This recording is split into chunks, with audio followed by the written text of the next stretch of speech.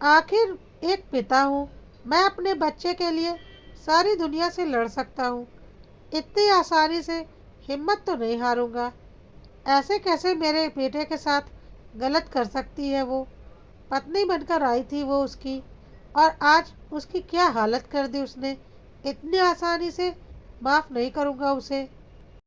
सुरेंद्र जी हिम्मत करते हुए खड़े होकर बोले। उन्हें इस तरह से देखकर उनकी पत्नी माया ने कहा, रहने दो जी, हम क्या ही कर लेंगे। हमारा बेटा तो सलामत है ना, बस वही काफ़ी है। ऐसी लड़की का क्या भरोसा, जाने दो उसे। तुम उसे सलामत कह रही हो? हमने अपना जीता जागता बेटा बहू को सौंपा था, उसने जिंदा लाश बनाकर हमें दिया है। हंसता मुस्कुराता मेरा बेटा, आज कैसी हालत हो गई है उसकी, और ये सब उसके कारण। सुरेंद्र जी की बात सुनकर माया अपने पल्लू में मुंह छुपाकर रोने लगी। आखिर वो करती भी क्या। अपने 27 साल के बेटे को यूं हॉस्पिटल के बिस्तर पर पड़ा देखकर किस माँ को रोना नहीं आएगा। 1 साल पहले सुरेंद्र जी और माया ने अपने बेटे अभिमन्यु की शादी रागनी से करवाई थी। रागनी एक निम्न मध्यम वर्गीय परिवार की बेटी थी, पर उसके ख्वाब शुरू से ही बहुत ऊंचे थे। रागनी पढ़ना चाहती थी। उसने सिर्फ ग्रेजुएशन किया था। वो अपने पैरों पर खड़ी होना चाहती थी, जो उसके पिता अपनी कम आय के कारण नहीं करवा पा रहे थे। शादी से पहले ही उसने बता दिया था कि वो आगे पढ़ना चाहती है, लेकिन सुरेंद्र जी के परिवार को इससे कोई समस्या नहीं थी। सो उन्होंने शादी के लिए हाँ कर दी। यहाँ तक कि जब रागिनी के पिता ने कहा कि वो सामूहिक सम्मेलन में विवाह करवाना चाहते हैं क्योंकि वो शादी का खर्चा नहीं उठा सकते, तो उसके लिए भी वो लोग राजी हो गए। काफ़ी साधारण तरीके से रागिनी और अभिमन्यु की शादी हुई थी। शादी होकर रागिनी ससुराल आ गई, लेकिन पग फेरे के लिए गई तो लौटकर नहीं आई। जब अभिमन्यु उसे लेने गया तो उसने कहा, अब मैं आगे की पढ़ाई करना चाहती हूँ। ससुराल में रहकर ये सब संभव नहीं है। अभी मुझे आगे कॉलेज में एडमिशन लेना है। सोच रही हूँ कि शादी में आए हुए शगुन के पैसों से मैं अपनी एडमिशन फीस भर दूँ। अरे पढ़ाई ही तो करनी है, वो तो वहाँ पर भी हो सकती है, और फिर वहाँ डिस्टर्ब करने वाला कौन है। मैं और पापा तो सुबह ही दुकान चले जाते हैं और रात को ही घर आते हैं। मम्मी ही दिन भर घर में होती है। मेरी मम्मी बहुत सुलझी हुई है, वो भी तुम्हें परेशान नहीं करेंगी। और रही बात फीस की, तो वो मैं जमा करवा दूंगा। तुम फिक्र क्यों कर रही हो। आखिर हमने वादा किया है तुम्हें आगे पढ़ाने का, तो हम उसे निभाएंगे भी। अभिमन्यु ने कहा। लेकिन अभिमन्यु जी, कम से कम आप तो मेरी भावनाओं को समझो। आप मेरे जीवन साथी हो, आप नहीं समझेंगे तो कौन समझेगा। रागिनी ने बड़े ही प्रेम भरे शब्दों से अभिमन्यु से विनती की। यह सुनकर अभिमन्यु का दिल पिघल गया और वह रागिनी को वहीं पर छोड़कर आ गया। साथ ही कॉलेज में एडमिशन के लिए फीस भी दे आया। साथ ही साथ ये भी कह दिया कि और ज़रूरत हो तो बोल देना। जब घर आया तो माया जी ने इस बारे में पूछा, तो अभिमन्यु ने उन्हें भी समझा दिया। हालांकि ये बात माया और सुरेंद्र जी को अजीब लगी, पर ठीक है, बेटे बहू की आपसी समझ। उन्होंने कुछ नहीं कहा। यूँ तो रागिनी कभी भी अभिमन्यु से ठीक से बात नहीं करती। अगर अभिमन्यु फ़ोन लगाता तो कभी पढ़ाई का बहाना, तो कभी कुछ और बहाना करके फ़ोन जल्दी से जल्दी रख देती। लेकिन जब पैसे लेने होते तो बड़े ही प्यार से अभिमन्यु से बात करती। महीने में एक बार 15-20 हज़ार रुपये आराम से वो ले लेती, ये कहकर कि कोचिंग की फ़ीस जमा करनी है, ज़रूरी किताबें खरीदनी है। अभिमन्यु भी विश्वास ही विश्वास में पैसे रागिनी को दे देता।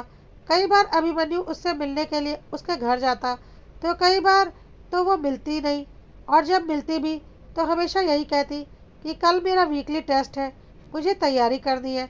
इसलिए 10-15 मिनट उसके पास बैठती और फिर पढ़ने के लिए उठकर कमरे में चली जाती।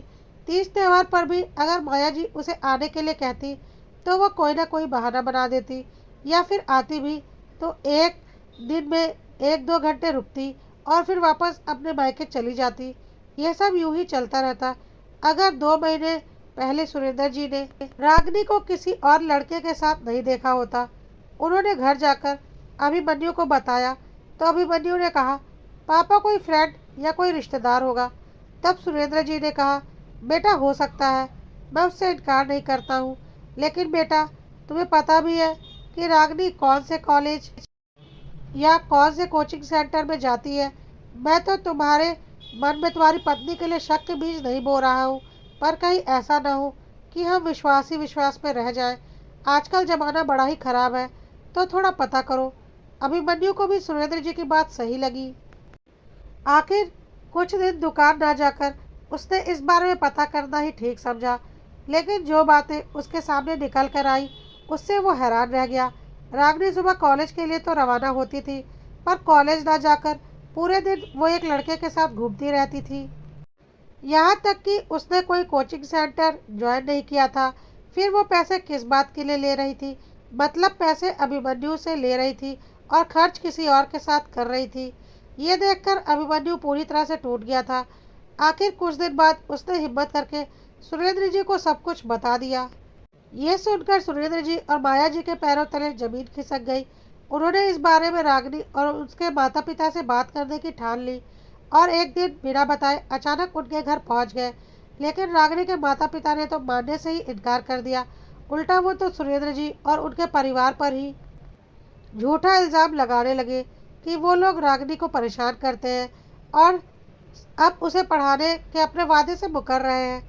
तब सुरेंद्र जी ने कहा, हम ना तो रागनी को परेशान कर रहे हैं और ना ही उसे पढ़ाने से इनकार कर रहे हैं, पर अब रागनी की पढ़ाई का खर्चा हम तभी देंगे जब रागनी ससुराल में रहेगी और वहीं रहकर अपनी पढ़ाई पूरी करेगी। लेकिन रागनी ने इससे साफ इनकार कर दिया। मैं ससुराल में नहीं रहूँगी, और रही बात खर्चा देने की, तो वो तो आपको देने ही पड़ेंगे। आजकल कानून भी लड़कियों की ही सुनता है। रागनी के जवाब को सुनकर सुरेंद्र जी और उनका परिवार हतप्रभ रह गया। एक तो चोरी, ऊपर से सीना चोरी। आखिर उन्हें समझ में आ गया कि वो गलत ही जगह फंस चुके हैं। आखिर सुरेंद्र जी ने साफ मना कर अपनी पत्नी और बेटे को लेकर वापस आ गए। दूसरे दिन रागिनी ने उनके खिलाफ केस दायर कर दिया कि अभिमन्यु और उसके परिवार वाले उसे परेशान करते हैं और उसे बात बात पर घर आकर प्रताड़ित करते हैं। साथ ही वो दहेज की भी मांग कर रहे हैं। आखिर जब अभिमन्यु और उसके परिवार वालों को नोटिस मिला तो उनके पैरों तले जमीन खिसक गई। उन्होंने इस बारे में रागिनी और उसके माता पिता से बात की तो उन्होंने बाहर ही सेटलमेंट करने की बात की। केस वापस लेने के एवज में रागिनी ने 10 लाख रुपए की डिमांड की थी, पर अभिमन्यु ने कहा, किस बात के पैसे चाहिए आप लोगों को? हमने तो आपका कोई खर्चा नहीं करवाया। शादी भी सामूहिक सम्मेलन में हुई थी और साल भर आप लोगों ने हमसे पढ़ाई के नाम पर पैसे तो ऐंठे ही हैं। हम तो एक फुटी कौड़ी भी नहीं देंगे। मैं भी पढ़ी लिखी हूँ, कानून अच्छे से जानती हूँ। पैसे तो मैं लेकर ही रहूँगी, इतनी आसानी से तुम्हारा पीछा छोड़ने वाली नहीं हूँ। रागिनी ने अभिमन्यु से कहा, पर अभिमन्यु और उसके परिवार इसके लिए राजी नहीं था। आखिर वहाँ से निकलकर अभिमन्यु और उसके परिवार ने रागिनी के खिलाफ केस दायर किया, परंतु ये समय परिवार के लिए बहुत भारी बीत रहा था। आखिर सामाजिक और मानसिक तौर पर अभिमन्यु और उसका परिवार काफ़ी कुछ झेल रहा था। यहाँ तक कि उनके अपने लोगों ने भी रागिनी के खिलाफ गवाही देने से बच रहे थे। आखिर कोई भी आज के ज़माने में कोर्ट कचहरी के चक्कर में फंसना नहीं चाहता था। आए दिन रागिनी और उसके परिवार वाले उन पर कुछ ना कुछ इल्ज़ाम लगा रहे थे। कोर्ट में केस चल ही रहा था। 2 दिन पहले सुनवाई के समय अभिमन्यु टेंशन में कोर्ट जा रहा था तो रास्ते में उसका एक्सीडेंट हो गया और तब से वो अस्पताल में ही था। उसकी हालत काफ़ी क्रिटिकल थी। अपने बेटे को इस तरह से बिस्तर पर पड़े देख आखिर माया जी ने कहा, अरे दे दीजिए ना पैसे और पीछा छुड़ाइए उस बेढंगी लड़की से। हमारे हंसते खेलते परिवार को बर्बाद कर दिया उसने। क्या हालत कर दी उसने मेरे बेटे की। कैसी बात कर रही हो तुम? भला हम क्यों पैसे दें? हमने गलत थोड़ी ना किया है। और फिर इतने पैसे कोई हमारे पास भी थोड़ी ना है। कोई हम अमीर घराने के लोग तो है नहीं, हम भी एक मध्यम वर्गीय परिवार के लोग हैं। सुरेंद्र जी उन्हें समझाते हुए बोले, आप चाहो तो ये मकान बेच दो और उस लड़की से पीछा छुड़ाओ। माया जी ने अपने पल्लू से अपने आंसुओं को पोंछते हुए बोली, नहीं नहीं, मैं इतनी आसानी से हार नहीं मानूंगा। आखिर मैं एक पिता हूँ। आखिरकार सुरेंद्र जी ने अपने पड़ोसियों और रिश्तेदारों से मदद की गुहार लगाई। आखिर आप लोगों को से हम पैसा तो नहीं मांग रहे, बस इतनी सी मदद कर दीजिए कि मेरे बच्चे को इंसाफ मिले। अभिमन्यु और उसके परिवार की स्थिति को देखकर कुछ लोग रागनी के खिलाफ गवाही देने को तैयार हुए। साथ ही साथ ये भी सजेशन दिया कि सामूहिक सम्मेलन में शादी हुई थी तो वहाँ के रिकॉर्ड निकलवाइए, ताकि ये प्रूफ हो सके कि शादी में कोई इतना बड़ा खर्चा नहीं हुआ था और आप लोगों ने दहेज के नाम पर उससे कुछ भी नहीं मांगा। आखिरकार ये सब करने के बाद रागिनी का केस थोड़ा कमज़ोर जरूर हुआ। अभिमन्यु की स्थिति में अब पहले से सुधार है। अभी भी ये केस कोर्ट में चल पेंडिंग है। समाज के कई गणमान्य लोग इसमें शामिल हो गए, लेकिन रागिनी अभी भी 10 लाख रुपयों पर अड़ी हुई है। उसे लगता है कि शादी के नाम पर पत्नी इतने पैसों की हकदार तो है ही। अब अभिमन्यु ने भी सोच लिया है कि रागिनी ने उसके साथ इतना बड़ा दगा किया है। पैसे तो दूर की बात है, अब वह उसे सबक सिखा कर रहेगा। अभिमन्यु ठीक होकर घर आ चुका था। उसने अपने वकील से बात की और फिर रागिनी के ऊपर एक केस और दायर किया कि उसने शादीशुदा होते हुए भी एक गैर पुरुष से संबंध बनाकर रखे हुए हैं और अपने पति को धोखा दे रही है। साथ ही साथ पति से पढ़ाई के नाम पर धोखे से पैसा ले रही है। पैसों का सारा प्रूफ तो अभिमन्यु के पास था ही। अभिमन्यु ने केस में यह भी जोड़ा कि रागिनी उसे दहेज के नाम पर ब्लैकमेल कर रही है और उससे तलाक देने के लिए एक मोटी रकम की मांग कर रही है। साथ ही साथ उसके घर वाले भी इसमें शामिल हैं और उन्होंने पहले भी कई लोगों के साथ ऐसा कर रखा है। जब इस केस का नोटिस रागिनी के घर गया तो उसके पैरों तले जमीन खिसक गई। उसे कुछ भी समझ में नहीं आ रहा था यह सब कुछ क्या हो रहा है। खैर, जब इस केस की तारीख कोर्ट में पड़ी तो रागिनी हैरान थी। रागिनी का बॉयफ्रेंड कोर्ट में खड़ा था। उसने जज को बताया कि यह रागिनी के घर वालों का पुराना काम है। यह लोग ऐसे ही सीधे साधे लड़के वालों को फंसाते हैं और फिर उन्हें ब्लैकमेल करके उनसे मोटी रकम ऐंठते हैं और फिर कोई नया मुर्गा फंसाने के चक्कर में पड़ जाते हैं। इन्होंने पहले भी 2-3 बार ऐसा कर रखा है। रागिनी के बॉयफ्रेंड ने रागिनी का सारा काला चिट्ठा सबूत के साथ अदालत में खोल दिया था।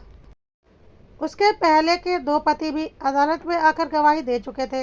रागिनी की सारी सच्चाई सबके सामने थी।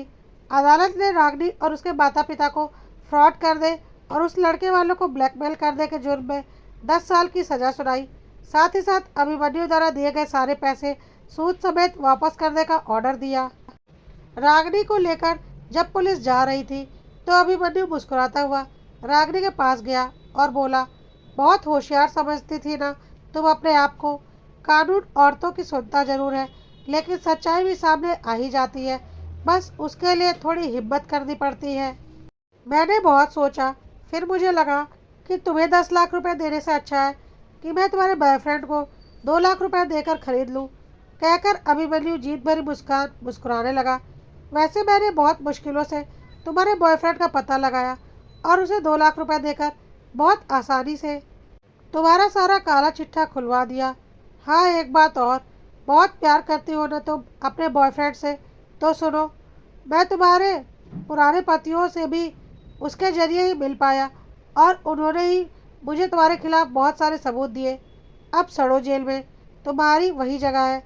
मेरे पापा ने तुम जैसों को लाइन पर लाने की हिम्मत दिखाई और उनको देखकर मुझे भी हिम्मत आई, जिसकी वजह से आज तुम्हें तुम्हारी असली जगह पर मैं पहुंचा पाया हूँ।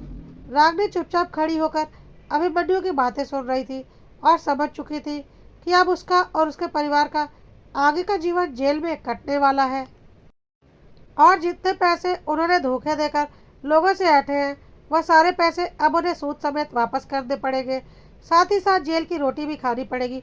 अगर सुरेंद्र जी ने हिम्मत नहीं दिखाई होती और उनकी हिम्मत देखकर अभिमन्यु ने हिम्मत नहीं की होती तो रागिनी और उसके परिवार का खेल आगे भी ऐसे ही चलता रहता और पता नहीं कितने निर्दोष उनके जाल में फंसते रहते।